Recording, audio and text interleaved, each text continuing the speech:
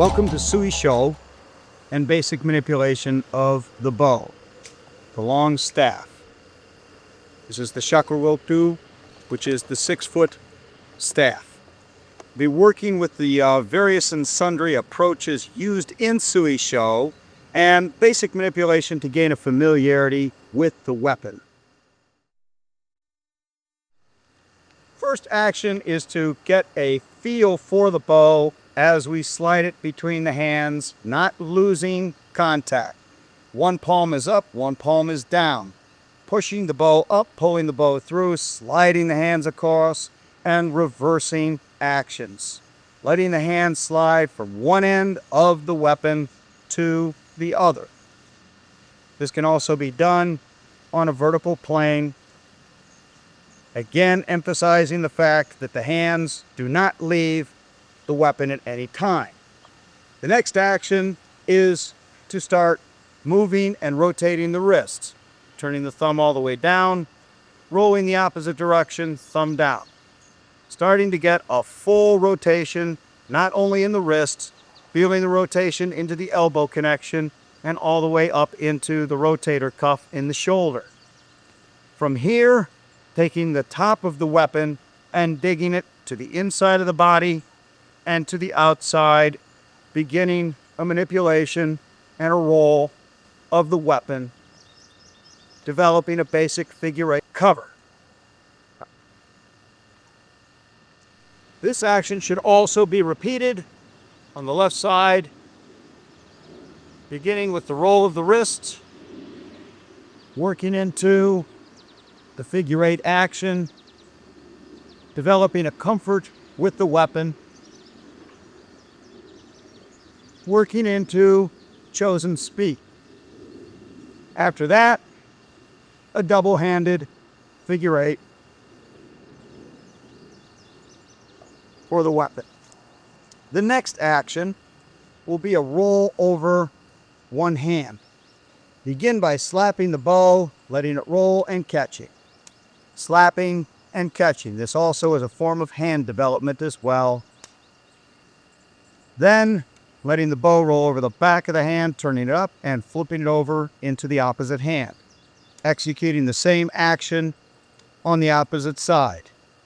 Getting a feel for the pendulum motion, let the bow roll over, catch it, and begin the action from one side to the next. After a while, this can be done at a faster rate with pushes and more advanced, working at a 45-degree angle, tip of the bow being in the center of my body. Rolling, turning to the opposite side and rolling.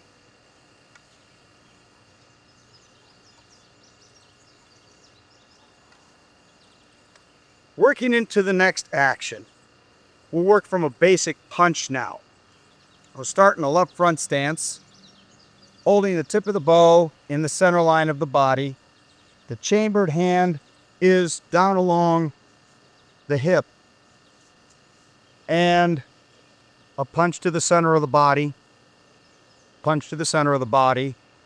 Full retraction to the leg. The strike is actually pushed across with the palm of the hand. Pushing across with the palm of the hand. 1, 2. Executing the same on the other side of the body and working the waist and hip rotation in the action. Gradually increasing speed, getting a feel of floating with the weapon. The next action is to bring the weapon over. This can be done by pushing the bow down. At the beginning level, ordinarily, it is a punch over the top. As the student develops a familiarity with the weapon, the hand will actually change in position and push over. The bow is again in center line, and the push comes over into the center line. Hand reverses, and a sliding poke. Again, working from basic action, punch over the top, and poke with the hands remaining static.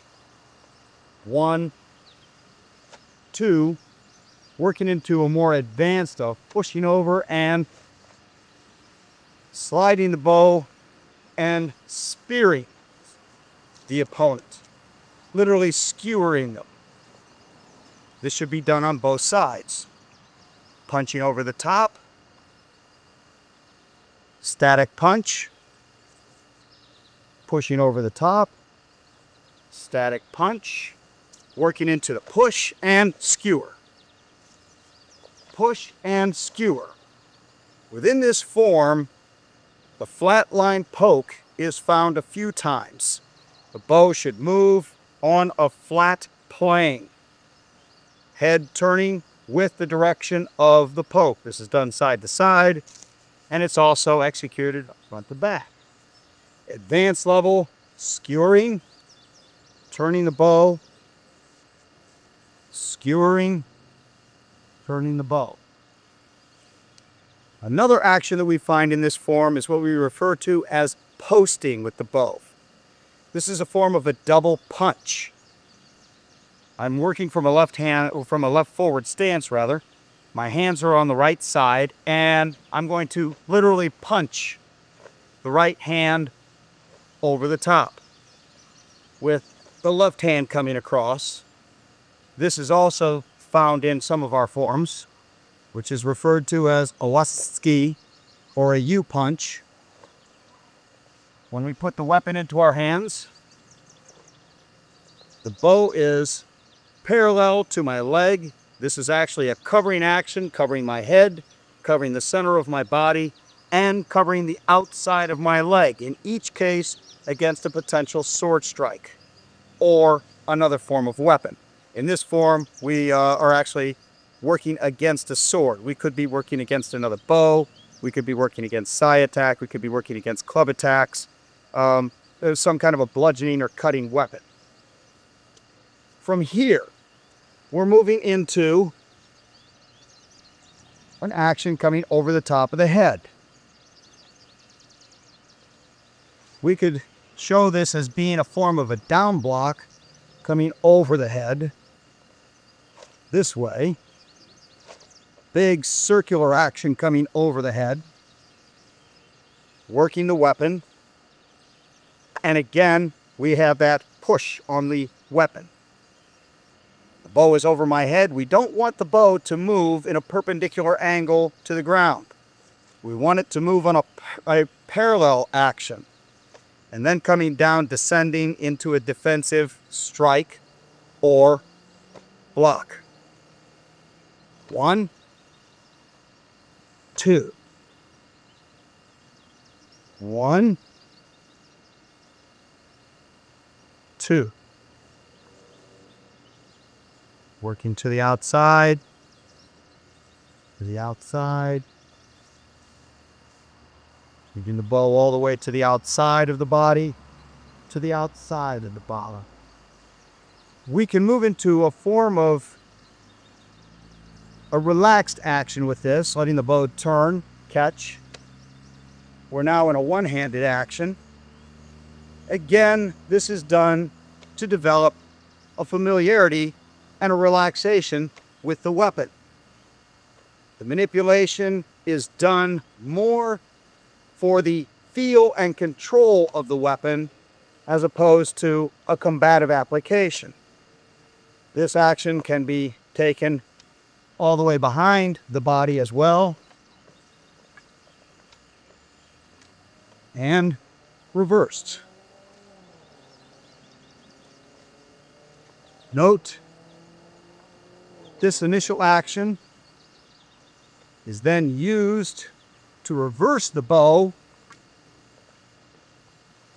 once the freeform spinning has been applied.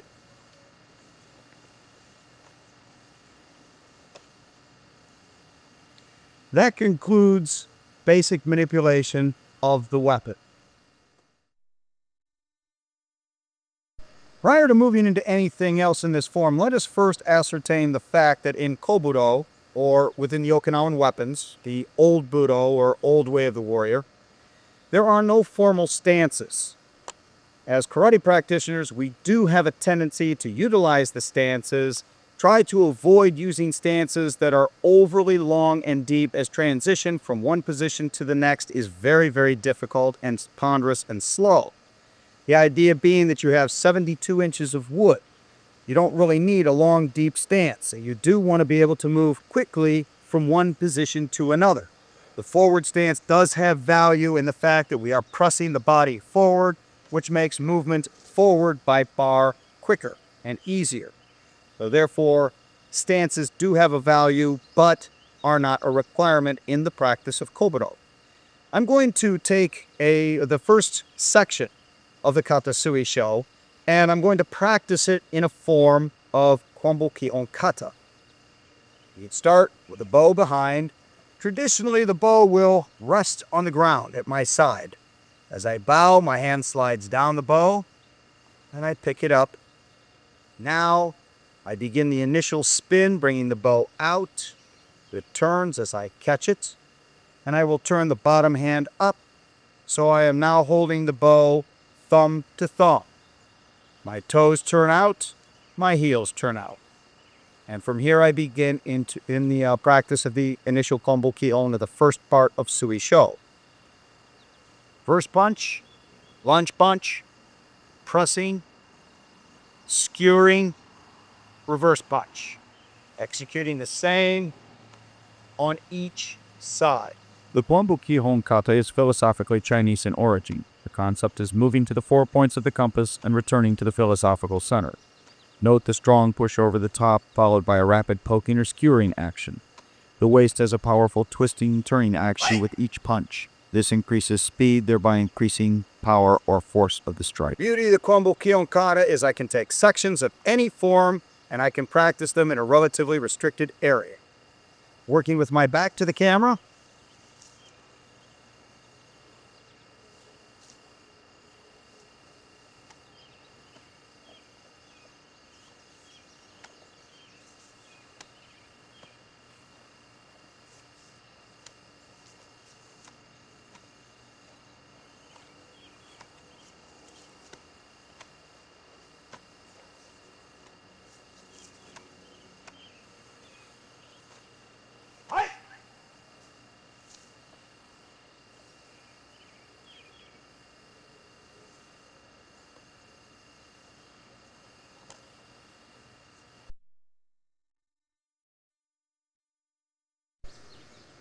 Tsui Sho.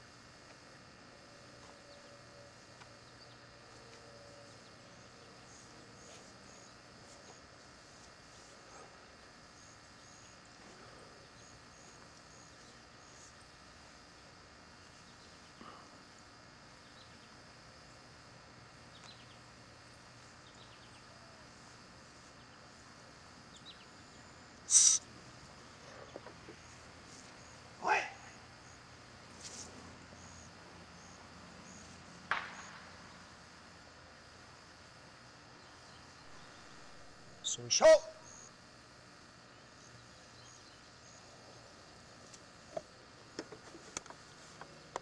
Note the high natural stances in the performance and execution of this kata.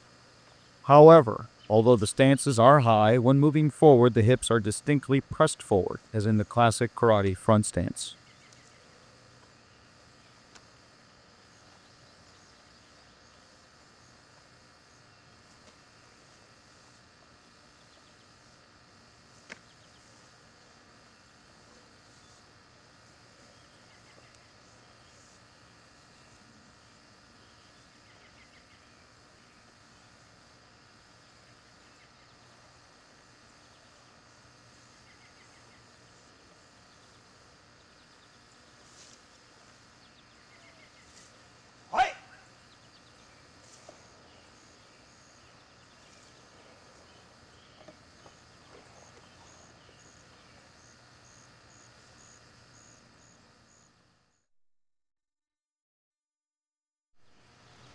Sho!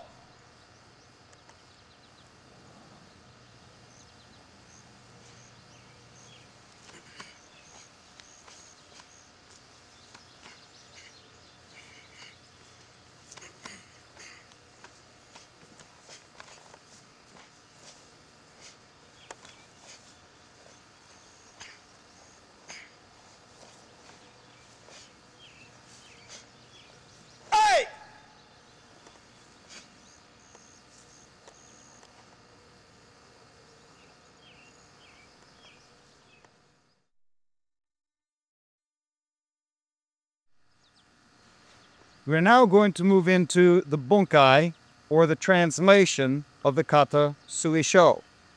The attacking weapon will be the katana, or the samurai sword, using the wooden boto. The initial attack from my opponent, he moves towards me and he cuts towards my left upper shoulder. Hey! Hey!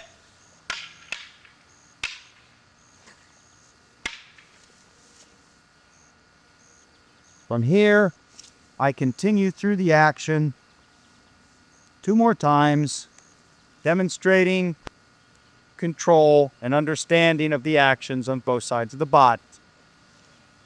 Striking from side to side. And now my opponent comes in, he's going to cut to my back. Hey! Hey! And I intercept, moving forward, crushing the clavicle, drawing back, and he fades and immediately moves into a reverse cut to my back again. Hey! Hey! And I catch. He reverses his cut instantly and cuts towards my left arm. Hey! Hey! And I attack the knee. He reverses and comes over the top, striking my head. Hey! Hey! And he reverses the cut, attempting to separate my hands from my arms. Hey! Hey! Again striking. I come up, poke. He strikes to the back. Hey! Hey! He reverses the cut and enters in. He attacks me, moving forward as he is cutting.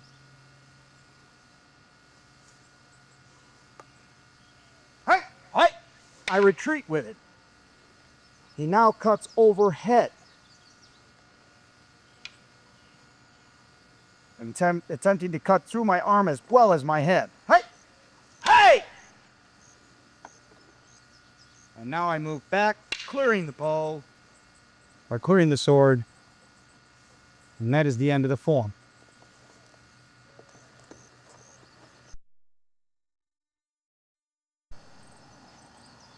Hey!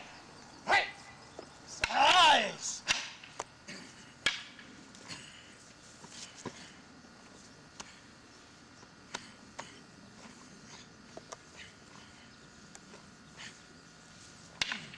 Hey! Hey!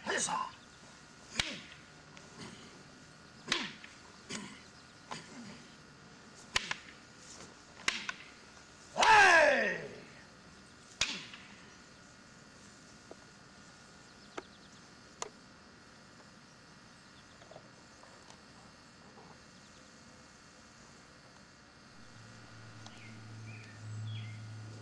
Hey! Hey!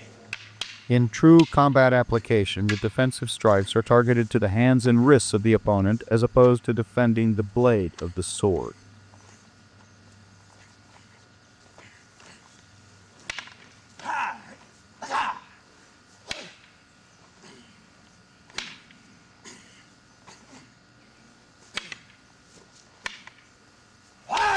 The double ascending block would target the elbows of the attacker, in a sense injuring the corners, and enabling the defender the ability to strike the attacker in the head with a final blow, thereby terminating the assailant. This concludes this filming of Tsui Sho, the Bunkai or translation of the form, and basic manipulation. I hope that you have gained a bit of information and some insight into the practice of Kobudo and the usage of the bow or the long staff. Thank you.